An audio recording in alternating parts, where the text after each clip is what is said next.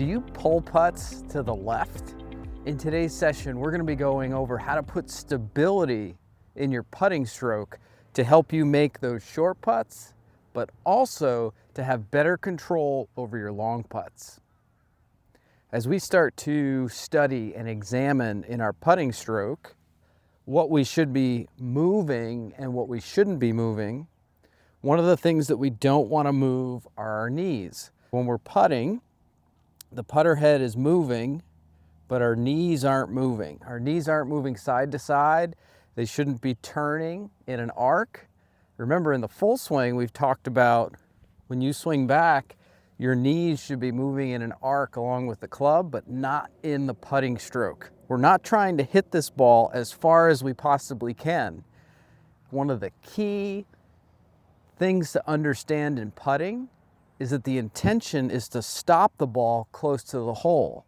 We're not trying to hammer this ball as hard as we can. It's important for us to know what should be moving and not moving. When I'm hitting this putt, I'm trying to focus on my knees staying pretty still. I want to show you an example of my knees not staying still. If I was to do this putting stroke and my knees were moving, there is a high likelihood that I will hit the putt too hard, as you can see there, and I will pull the putt like I did at the beginning of this video. Very important when you're putting for your knees to stay very quiet. That's the first piece of today's session. The second piece of today's session has to do with our nose. We also, when we putt, want to keep our nose fairly stable. We don't want our nose moving. I see a lot of times when people are putting, when their nose is moving, maybe they're trying to take a peek at where they're trying to go, that takes this putter head to the left and leads to a lot of pulls. As I'm hitting my putt, I'm trying to keep my nose pretty stable. That one I did a pretty good job of, keeping my nose stable. Hit a little bit too hard. The focus here, knees and nose are stable as I swing this putter head back and forth. Let me show you an example of the nose moving.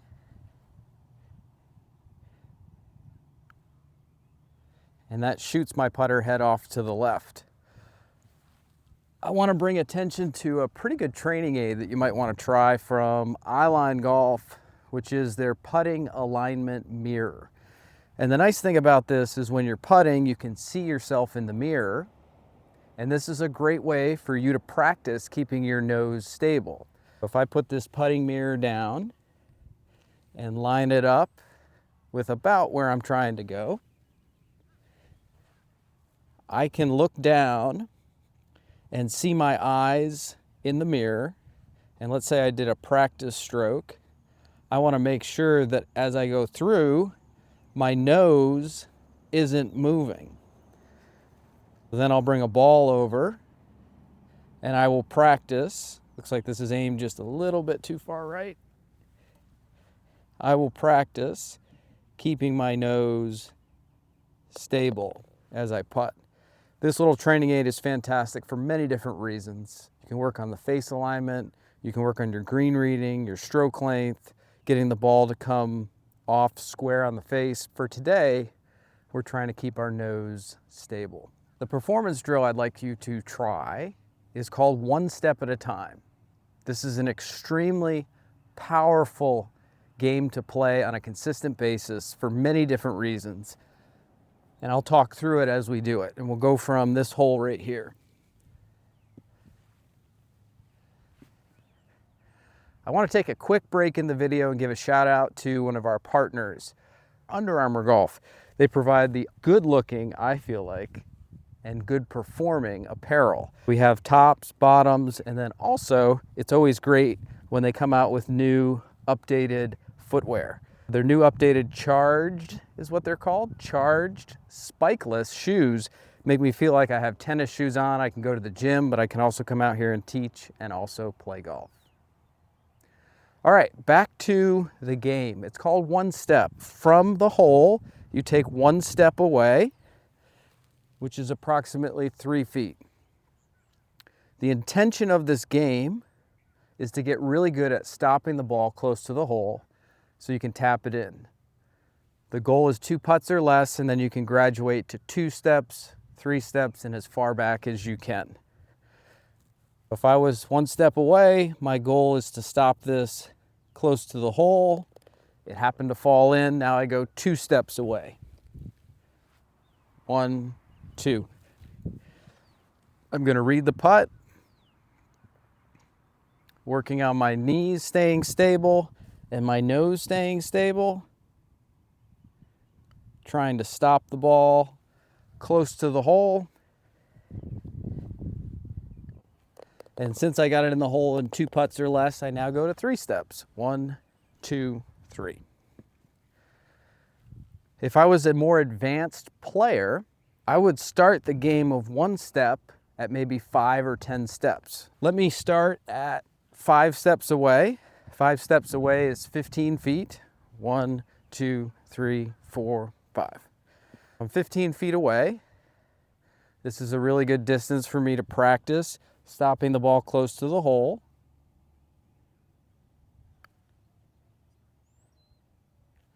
Pretty good pace. I love it when the ball stops within a shoe of the hole. I feel like that's pretty good speed. And since I 2-putted, I now go back to 6 steps. 1, 2, 3, 4, 5, 6.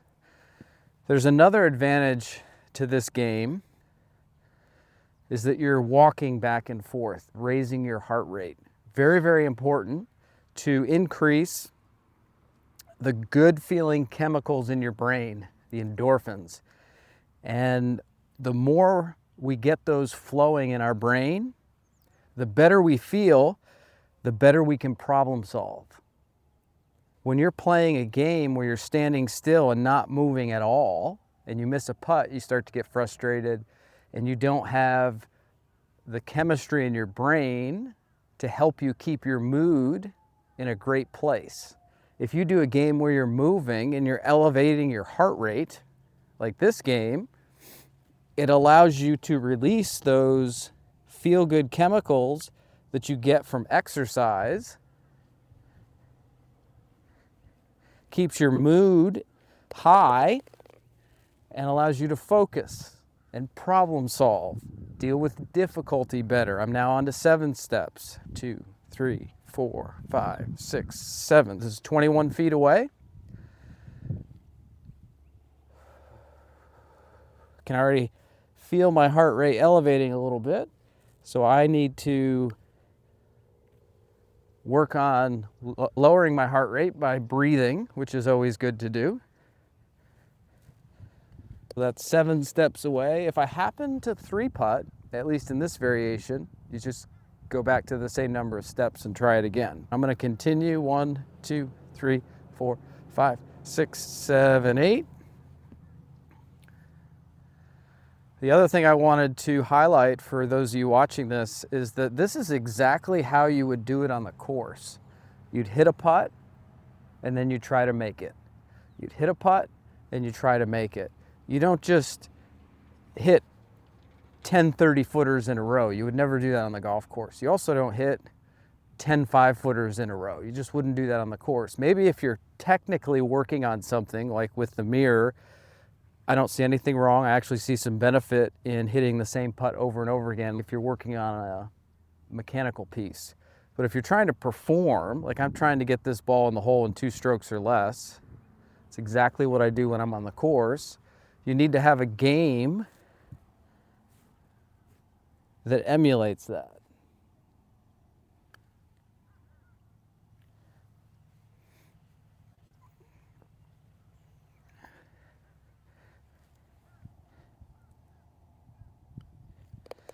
All right, that's 8 steps. Now I go to 9. 1, 2, 3, 4, 5, 6, 7, 8, 9. This is 27 feet away, almost 30 feet.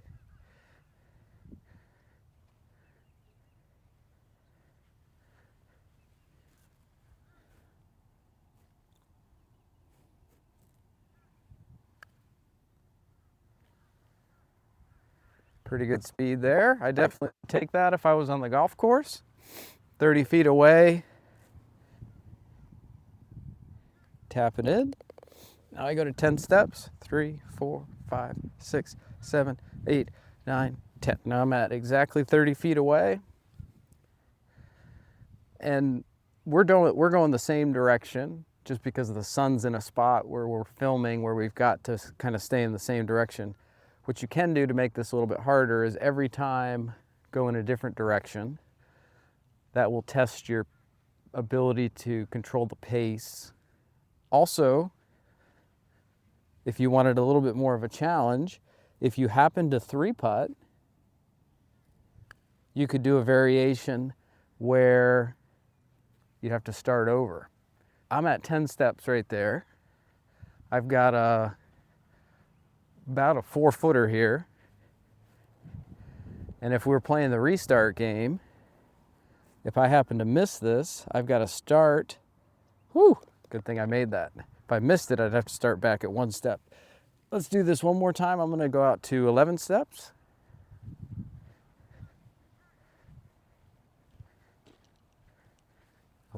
So this is 33 feet away.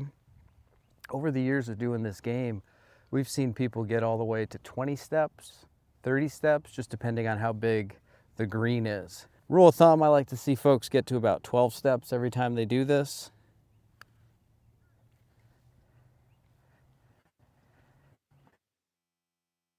Steps, 12 times 3 is 36. I always think that is a good distance to get to. I hope this video was helpful for you. If you need even more help, I invite you to find a local Operation 36 coach near you or post a comment below and we'd love to help you.